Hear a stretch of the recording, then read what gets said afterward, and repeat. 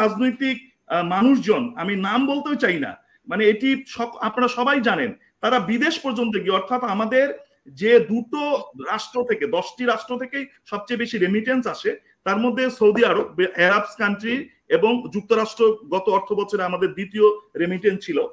সেখানে গিয়ে তারা ক্যাম্পেইন করেছে যে এই সরকার এটা খেয়ে ফেলেছে, ওটা খেয়ে ফেলেছে, রেমিটেন্স পাঠানো যাবে না। এখন যে রিজার্ভ আছে সেটি $23.72 বিলিয়ন। এইটি হলো গ্রস রিজার্ভ এখন বলা হচ্ছে, কিন্তু বলছে ব্যয়যোগ্য হিসাব এখন আমার $13.22 বিলিয়ন। এটি আজকের হিসেব। তা ইন্ডিয়ার সাথে মুখরোচক কিছু বিষয়, এটি 78 সালে জিয়াউর রহমান ক্ষমতা দখলের পর থেকে এটি কিন্তু শুরু করেছিল, যে ইসলামিক তকমা দিয়ে যে ইন্ডিয়া হিন্দু জাতি, এটা নেওয়ার পরবর্তী সময় থেকে এখন পর্যন্ত ইন্ডিয়ার সাথে আওয়ামী লীগের একটি বৈপরীত্যিক সম্পর্ক তৈরি করার জন্য, যে তাদের সঙ্গে যেহেতু একটি সুসম্পর্ক আছে, সেটি করার জন্য এরকম ইন্ডিয়ান তকমা ঢুকিয়ে দিয়ে রাজনৈতিক ফায়দা লুটতে চায়। আমার বাংলাদেশ ব্যাংকে কি হয়েছে আপনি যে প্রশ্নটি করলেন, এবং আপনি যেটির অবতারণা করলেন যে বাংলাদেশ ব্যাংকে রিজার্ভের যে অবস্থা, সকল কিছু মিলে আমি বলি যে হ্যাঁ, দীর্ঘদিন ধরেই আমাদের 2021 সালের পর থেকেই আমাদের যেহেতু অর্থনৈতিক সংকট সারা বিশ্বেই ছিল এবং রয়েছে, তার আগে আমাদের একটি রিজার্ভ চুরির একটি ঘটনা ঘটেছে বাংলাদেশ ব্যাংকের, যেটি উত্তর কোরিয়ার হ্যাকাররা পরবর্তীতে এটি প্রমাণিত হয়েছে। এখন যে বিষয়টি আসছে যে বাংলাদেশ ব্যাংকে আসলে সেরকম কিছু ঘটেনি, এবং আজকে পর্যন্ত, মানে এই আজকে এখন পর্যন্ত এ ধরনের কোনো নিউজ, একটি মাত্র নিউজ যেটি আপনি ইন্ডিয়ান যে নিউজের কথা বললেন, সেটি ছাড়া কোথাও আমি এই নতুন করে বাংলাদেশ সরকারের যে রিজার্ভ চুরি বা টাকা চলে গেছে সেটা হয়নি। যেটি হয়েছে সেটি আমাদের আসলে বলা দরকার। কারণটি হচ্ছে যে আমরা দুটো জিনিস, হাসিনা আমি আপনাকে আজকে বলি, সেটা হচ্ছে যে আমরা আসলে রাজনীতির যে বিরোধিতা বা রাজনীতির শিষ্টাচার বহির্ভূত এমন একটি অবস্থায় উপনীত হয়ে গিয়েছি যে রাষ্ট্রটিকেও আমরা ঝুঁকির ভিতর ঠেলে দিচ্ছি। রাষ্ট্রটা যে সবার, রাষ্ট্রটা যে আমার, রাজনৈতিক মতানৈক্য থাকতে পারে, আজকে আপনার সাথে আমার নানা ধরনের বিরোধ থাকতে পারে, সেটি অন্য ইস্যু, সেটি রাজনৈতিক ইস্যু, ক্ষমতার ইস্যু, ক্ষমতা বিষয় কেন্দ্রিক কিছু বিষয় থাকতে পারে, কিন্তু রাষ্ট্রটিকেও ঝুঁকির মধ্যে কিন্তু আমরা ফেলে দিচ্ছি। কি কারণে ফেলে দিচ্ছি সেটি আমি একটু বলতে চাই। সেটি হচ্ছে যে ইন্ডিয়ার সাথে মুখরোচক কিছু বিষয়, এটি 78 সালে জিয়াউর রহমান ক্ষমতা দখলের পর থেকে এটি কিন্তু শুরু করেছিল, যে ইসলামিক তকমা দিয়ে যে ইন্ডিয়া হিন্দু জাতি, এটা নেওয়ার পরবর্তী সময় থেকে এখন পর্যন্ত ইন্ডিয়ার সাথে আওয়ামী লীগের একটি বৈপরীত্যিক সম্পর্ক তৈরি করার জন্য, যে তাদের সঙ্গে যেহেতু একটি সুসম্পর্ক আছে, সেটি করার জন্য এরকম ইন্ডিয়ান তকমা ঢুকিয়ে দিয়ে রাজনৈতিক ফায়দা লুটতে চায়। আমার ধারণা সেই ধরনের একটি নিউজ তারা করেছে, যে যেহেতু বিরোধী পক্ষরা ইন্ডিয়া বয়কট থেকে শুরু করে ইন্ডিয়া নির্বাচনে সহায়তা করেছে, এরকম একটি বিষয় তারা ইন্ডিয়ার পত্রিকায় কেন, মানে ভারতীয় পত্রিকায় কেন এটা আসবে? ভারতীয় পত্রিকায় আমি এটাই বলছি যে আর কোথাও কিন্তু এগুলো আসে নাই, এবং যেভাবে এসেছে সেটি হলো যে আমাদের এগুলো মুখরোচক কিছু, আমার কাছে ধারণা, আমি জানি না, যেহেতু আমি এ পর্যন্ত ওই পত্রিকা ছাড়া অন্য কোথাও এটি যেহেতু আসে নাই, সেই জায়গা থেকে আমি শুধু বলি যে বিষয়টি এসেছে সেটি এখন আমাদের আসলে জানবার বিষয়, যে বাংলাদেশ ব্যাংকে আসলে কি ঘটেছে। বাংলাদেশ ব্যাংকে আসলে কোনো কিছুই ঘটেনি। আপনি জানেন যে বেশ কিছুদিন থেকে আইএমএফ এর প্রতিনিধি কিন্তু বাংলাদেশ ব্যাংকে তারা কিন্তু তদারকি করছেন, তাদেরকে পরামর্শ দিচ্ছেন, এবং বাংলাদেশের রিজার্ভ যে একটু নিচের দিকে নেমে গিয়েছে সেটিতে তারা নানাভাবে মেথড বা পদ্ধতি, যদি আমি বলি, সেই পদ্ধতি আরোপ করেছেন। এবং আপনি জানেন যে আজকের রিপোর্ট পর্যন্ত বাংলাদেশের যে রিজার্ভ, সেটি বলা হচ্ছে এই জায়গাতেই একটু আমাদের ইয়ে নেওয়া উচিত, ধারণা নেওয়া উচিত। সেটি কি? সেটি হচ্ছে আমরা বলছি যে আমাদের এখন যে রিজার্ভ আছে সেটি $23.72 বিলিয়ন। এইটি হলো গ্রস রিজার্ভ এখন বলা হচ্ছে, কিন্তু বলছে ব্যয়যোগ্য হিসাব এখন আমার $13.22 বিলিয়ন। এটি আজকের হিসেব। তাহলে কি হয়েছে? 13ই মে, অর্থাৎ গতকালকে এশিয়ান ক্লিয়ারিংস ইউনিয়নের যে আপুর যে আমদানি ব্যয়, সেটি 1.62 বিলিয়ন আমাকে পরিশোধ করতে হয়েছে। এটি একটি বিষয়। দ্বিতীয়টা হয়েছে যে আইএমএফ এর একটি পদ্ধতি দিয়েছে, যেটির নাম হলো BPM6 ম্যানুয়াল। এটি একটি মানদণ্ড করা হয়েছে। সেই মানদণ্ডটা কি করেছে? মানদণ্ডটা করেছে যে আমরা যেহেতু আন্তর্জাতিক নানা ধরনের সুবিধা গ্রহণ করে থাকি, সেটি সকল ধরনের সুবিধা, আমরা পণ্য রপ্তানি করা, বিল মেটানো, আরো অনেক কিছু বিষয় আছে, সেগুলোর জন্য বাংলাদেশের ব্যয় ধরা হয়েছে $5.8 বিলিয়ন। এটিকে বলছে চলতি দেনা। অর্থাৎ ধরেন যে আপনি 100 টাকা যদি স্যালারি পান, আপনার বাসা ভাড়া, আপনার বিদ্যুৎ বিল, গাড়ি ভাড়া, এইটা আপনার চলতি দেনা হিসাবে, আপনি 100 টাকার মালিক, কিন্তু আপনাকে বলা হচ্ছে আপনি 100 টাকা না, কারণ আপনার চলতি দেনা আছে, সেটা আপনাকে বাড়ি ভাড়াটা দিতে হবে, আপনার টিউশন ফিটা দিতে হবে, আপনার গ্যাস বিলটা দিতে হবে।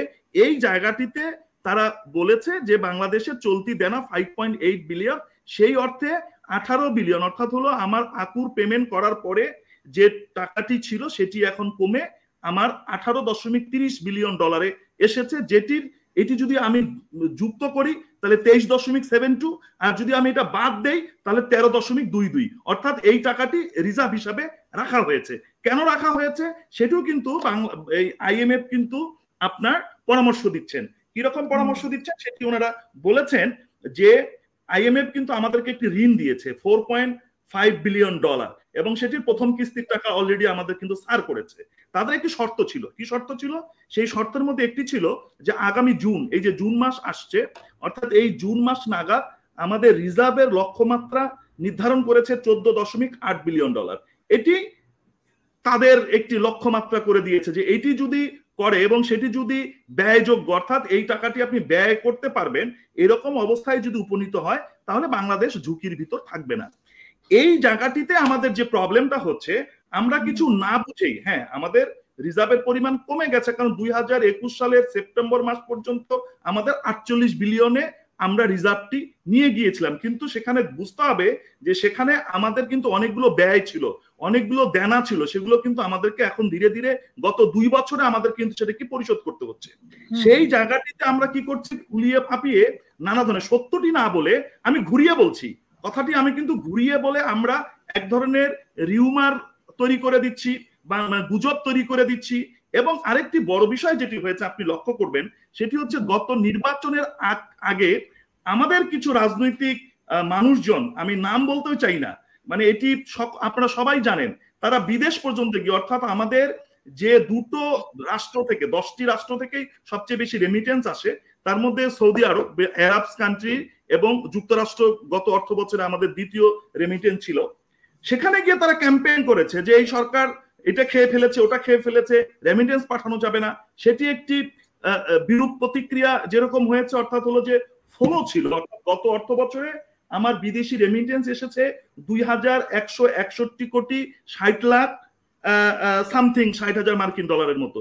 এটা কিন্তু এখন কমে এসেছে, মানে অর্ধেকে নেমে এসেছে। তার মানে আমার যে ইউনিয়নের, অর্থাৎ হলো এশিয়ান ক্লিয়ারিং ইউনিয়নের যে টাকাটা 2 মাস পর পর পেমেন্ট করতে হয়, সেটি প্রায় 1.62 বিলিয়নের মতো, সেই টাকাটা কিন্তু আমার এই শ্রম বাজার যে টাকাটি আসতো, সেটি আমরা কিন্তু ব্যয়টা নিতে পেরেও আরো কিছু টাকা থাকতো।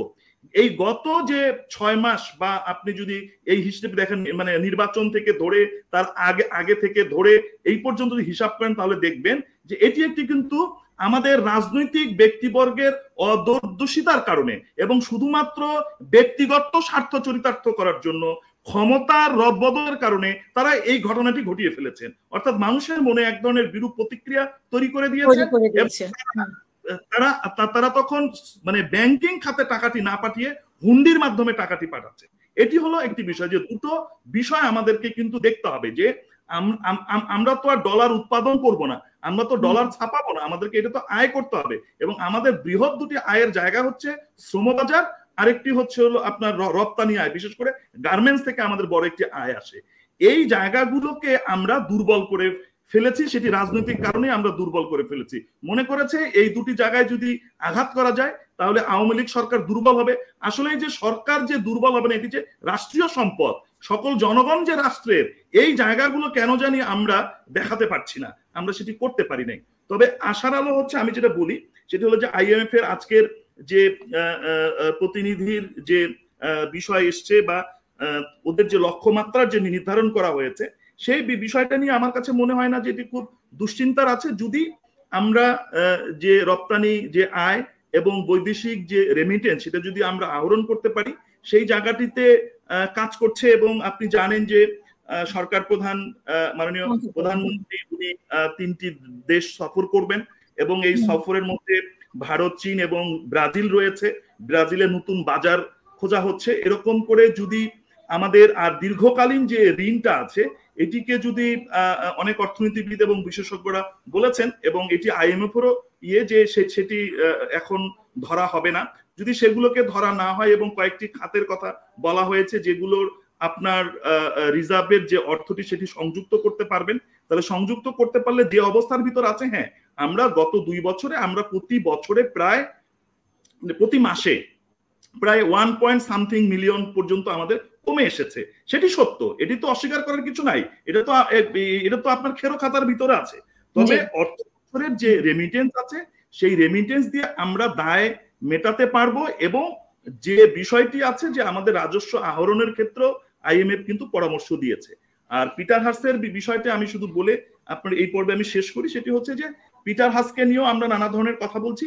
বিষয়টি আসলে সেটা পিটার হাসের যে বক্তব্য উনি মানে যেটা এসেছে সেটি হলো, এবং বাংলাদেশ ব্যাংক থেকে যেটি বলা হয়েছে সেটি হলো যে উনি যেহেতু চলে যাচ্ছেন বাংলাদেশ থেকে, উনি ওনার চাকরি উনি অন্যত্র চলে যাচ্ছেন এবং সেই বিদায়ী সাক্ষাৎকারের জন্য উনি বাংলাদেশ ব্যাংকে গিয়েছেন এবং উনি হয়তো বা হয় না যে দেখা সাক্ষাৎ করার পর কিছু পরামর্শ দেওয়া, বাংলাদেশ ব্যাংকে তাদের আলোচনা করা, উনি ছিলেন একজন কূটনৈতিক মার্কিন কূটনৈতিক, সেই সৌজন্যতা সাক্ষাৎ করতে উনি গিয়েছেন।